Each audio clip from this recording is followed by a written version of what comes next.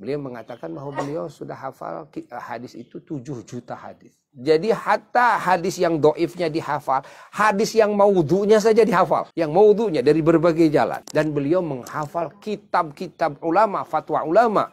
Tuh, kitab-kitab yang serumah, beliau berkata, andai kata semua kitab-kitab ini terbakar, kata beliau.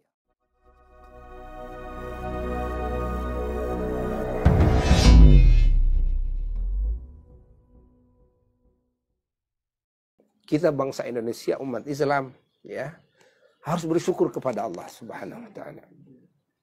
Karena semuanya disambungkan kepada Rasulullah SAW, disambungkan kepada Allah melalui Ahlul Bait. Melalui Ahlul Bait, melalui para wali songo itu Ahlul Bait. Terus turun-temurun melalui Ahlul Bait. Dan setelah itu berdatangan para aulia-aulia Allah dari Yaman sampai putra cucunya Al Habib Ali Al Habsyi kan di Solo itu kan, sampai wafatnya di sini. Itu pokoknya di mana-mana tersebar di Indonesia ini. Termasuk Al Imam Al Habr Al Kutub di sini, ya.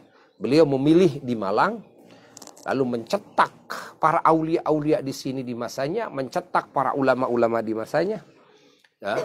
Termasuk yang bertemu dengan beliau adalah Abuya Yahya almarhum, ya, yang bertemu dengan Al Imam Al Habr karena di masanya. Dan juga putra beliau, ya, yang ini menjadi cahaya bagi umat Islam, nah, di muka bumi ini, wabil khusus bagi Indonesia, yaitu Al Imam Al Hafidh, ya. Al Imam Al Hafidh ini sulit di muka bumi ini. Hanya 1-2 yang disebut Al Hafidh. Al Hafidh itu bukan gelar hafidh Quran, gitu kan? Kalau hafidh Quran kan banyak anak-anak kecil bisa hafidh Quran.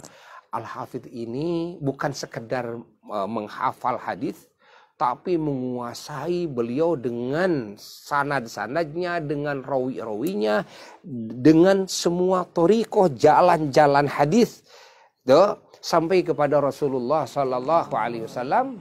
Al Hafidh ini yang menghafal berapa ratus ribu? 100.000 hadis. Ini sedikitnya 100.000 hadis itu dengan sanadnya dan rawi-rawinya. Namun beliau sendiri Al Imam Al Hafidh pernah cerita sebelum wafat. Bahwa di rumahnya itu kamarnya kitab serumah kitabnya. Beliau pernah mengatakan saat itu, kira-kira tahun berapa Buya itu saat itu, sama Abuya Yahya juga, beliau mengatakan bahwa beliau sudah hafal hadis itu 7 juta hadis. Jadi hatta hadis yang doifnya dihafal, hadis yang maudhu'nya saja dihafal, kan? Yang maudhu'nya dari berbagai jalan. Dan beliau menghafal kitab-kitab ulama, fatwa ulama, kitab-kitab yang serumah. Beliau berkata, andai kata semua kitab-kitab ini terbakar, kata beliau, kan? Ya, saya tidak akan kehilangan ilmu. Karena apa? Karena semuanya sudah saya hafal. Waktu masih muda, belia sekali, beliau sering ke Abu Yahya dulu. Waktu Abu Yahya di Cimahi.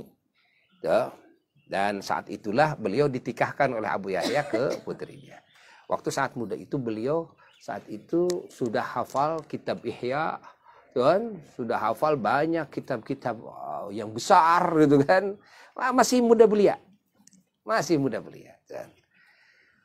Nah, ini adalah salah satu guru Buya juga, ya, yang mana Buya alhamdulillah bisa mengambil keberkahan walaupun hanya sejenak.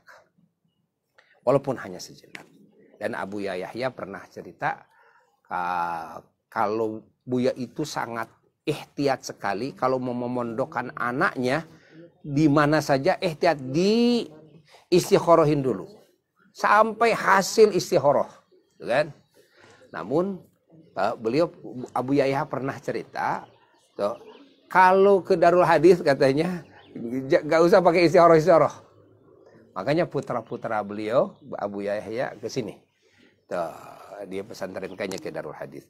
Dan Abu Yahya sangat dekat sekali dengan yang mulia. Ya, sangat dekat sekali. Buya dulu lagi bujangan sering ketemu sama yang mulia itu bersama Abu Yahya, karena sering ikut Abu Yahya, kan? Sering bersama beliau. Alhamdulillah, ya, sampai mendekati wafatnya pernah berkumpul dengan Abu Yahya, dengan Pak Haji Nuri, itu kan, rombongan Haji Nuri dari Jakarta, itu kan, bersama beliau. Dan alhamdulillah juga Buya pernah dibawa-bawa oleh beliau dakwah ke berbagai tempat saat itu. Masih ada Abu Tamam, ya, putra Abu Yahya, di zamannya Al Ustadz Sahal Cirebon, tuh ya, keliling. Alhamdulillah, alhamdulillah, alhamdulillah. Dan Buya mendapatkan juga doa dari beliau, karena di masa kecil kira-kira segede owi kan, owi lah, segede owi ini dibawa oleh apa dulu ayahanda ke sini, enggak, segede owi, aku sudah ingat, udah ingatnya, udah ini ingatannya. Ini keponakan kan di sini, pulang dari Madura waktu itu, istirahat dulu di Pemondokan, di losmen saat itu, kira-kira jam 12 malam.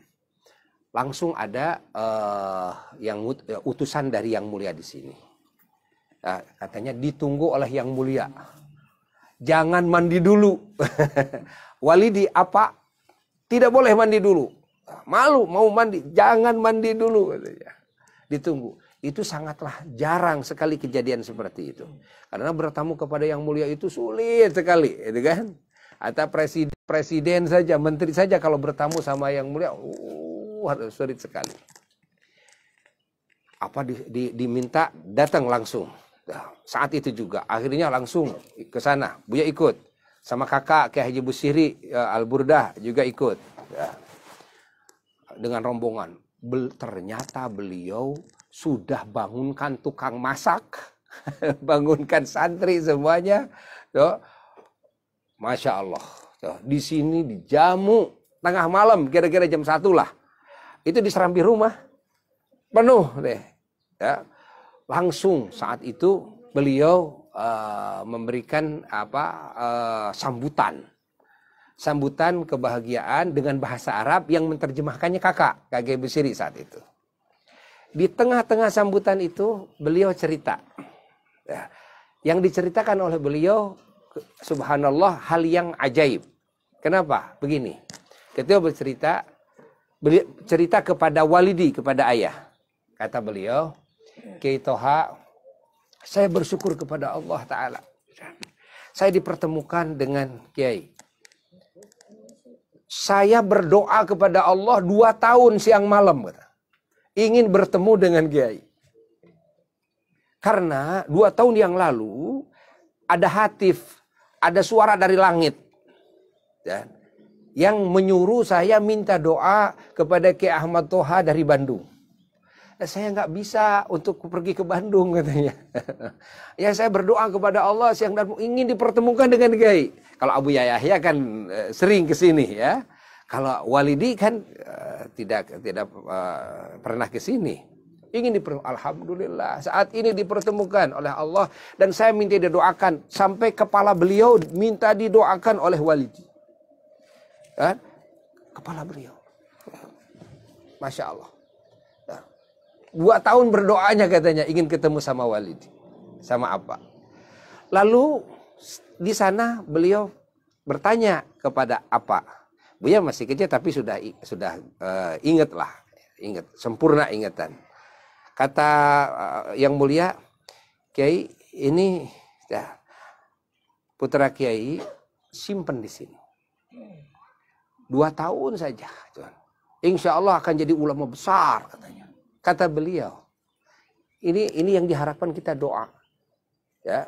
Tapi Buya tidak terkabulkan bersama beliau 2 tahun. Kabur dari sana. Buya ini ke sini kabur. Pingin mesantren di sini itu kabur. Bersahabat dengan Al Habib Abdurrahman, ya, saat itu. Saking mau mesantren di sini.